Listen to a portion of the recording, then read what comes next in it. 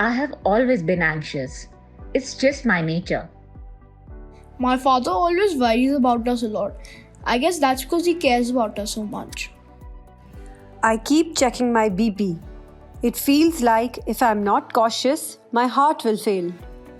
Anxiety is probably the commonest complaint of the millennials, and even though we face it day in and day out, it feels like a part of our life. Hardly we wish to do anything until it starts causing us to lie awake, get angry, or have a panic attack. When does our anxiety become a disorder? Let's face our fears right away.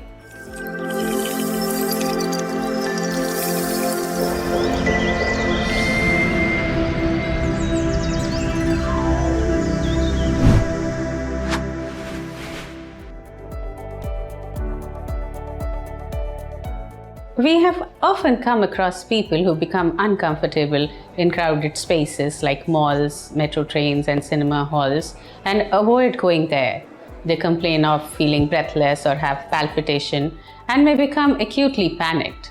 Are you alright? No, I have to get out. I can't breathe. There is no reason to be afraid and they know it as well, but the reaction is automatic and no amount of reassurance helps. The anxious person just looks for the exit door. Similar symptoms can occur in different circumstances, which are generally non-threatening. Many such people will visit their GPs or cardiologists or even respiratory specialists and would often undergo a number of investigations. But usually, the heart and the lungs will be just fine. That's when someone would tell them that they are just anxious. But this probably would cause more panic. How can I be anxious? There is nothing wrong with me or my life. Fact is, anxiety disorders are not necessarily associated with something terribly wrong or stressful in one's life, at least not something that may be immediately apparent. Therefore, it's hard to think of anxiety disorder as the cause of all those physical and psychological symptoms, and one may end up checking with multiple doctors. So let me first define anxiety disorder for you. According to DSM-5, anxiety disorders include disorders that share features of excessive fear and anxiety and related behavioral disturbances. Following categories of anxiety disorders are identified: separation anxiety disorder, selective mutism, social anxiety disorder, panic disorder, agoraphobia, and generalized anxiety disorder. I know there are too many technical names, but just wait. ICD-10 includes anxiety disorders in neurotic, stress-related, and somatoform disorder category, as anxiety often manifests in situations which are stressful and is associated with somatic, or in other words, physical symptoms. The clinical terminologies aside, anxiety is perceived both at psychological and physical levels. Psychological symptoms of anxiety include nervousness, restlessness or tension, apprehension, intrusive thoughts, ruminations, sense of impending danger or doom, indecisiveness, difficulty in concentration, and feeling confused, lost, or numb. The physical symptoms of anxiety have often been felt like a tightness in chest, palpitations, breathlessness, heaviness in head or dizziness, trembling, sweating, growling stomach, increased frequency of urination or bowel movement, nausea, hyperacidity or regurgitation, odd sensations like crawling of certain crawlies or numbness in the limbs, and a myriad of other physical symptoms. In fact, anxiety can manifest as any physical symptom, but usually a clinician can see that the symptoms are not specific to a physical dysfunction and keep fluctuating over a short period of time.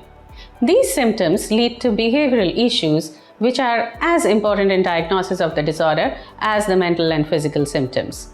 You would see anxious individuals becoming irritable, agitated or physically very restless, easily startled, having some obsessive or compulsive behaviors. They tend to become clumsy, prone to accident, may be seen as hyperactive. They tend to become isolated or withdrawn and avoidant of situations or things that cause anxiety. Another aspect of anxiety disorder is that even though many people justify it, it's not your day-to-day worry of missing deadlines or getting late. It's often exaggerated, constant, and unsubstantiated worry that interferes with routine and causes distress. Now, the question that is often asked is, why does it happen? Now, like all disorders, anxiety disorders also occur due to the complex interaction of genetic, physiological, and psychosocial factors. For example, specific phobias and social anxiety disorders tend to run in families. When we say specific phobias, common specific phobia is blood injection injury phobias. They have strongest heritability estimates. Certain personality traits like perfectionism are also associated with higher levels of anxiety. People who tend to do things in ideal way would definitely, feel insecure and become anxious if things don't happen their way.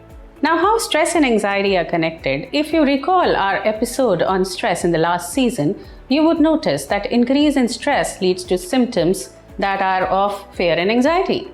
There is no doubt that any threat will induce the nervous system to produce higher levels of stress chemicals and will cause symptoms of fear. But acute stress response is generally temporary and transient. On the other hand, persistent symptoms of anxiety may start with or without a trigger and indicate an inherent vulnerability of the nervous system to switch off a stress response. Thus, anxious people may not be able to identify a reason for their fear, and they may continue to believe that they don't have the anxiety disorder because there is no reason for them to get anxious. In children, anxiety can manifest from very early age. Separation anxiety is a well-known phenomenon, but some children exhibit excessive and prolonged stress response to separation. A child may show signs of anxiety as early as 3 to 6 years of age, causing many issues. We will be tackling these in special edition on psychiatric disorders among children. Now, with the increased stress of day-to-day life since the COVID pandemic hit, the incidence of anxiety disorders have increased by up to 26%. While we all are struggling to deal with the innumerable threats to our existence, from diseases to pollution to natural calamities to man-made disasters, and even our own high-risk lifestyle that is so imbalanced, the only thing that stands in the way of our vulnerabilities is awareness and timely intervention. To know all about the interventions available for anxiety disorder, don't forget to like, share, and subscribe our channel, Manasthali, where mind meets matter, and tune in for the next episode of Managing Anxiety Disorders.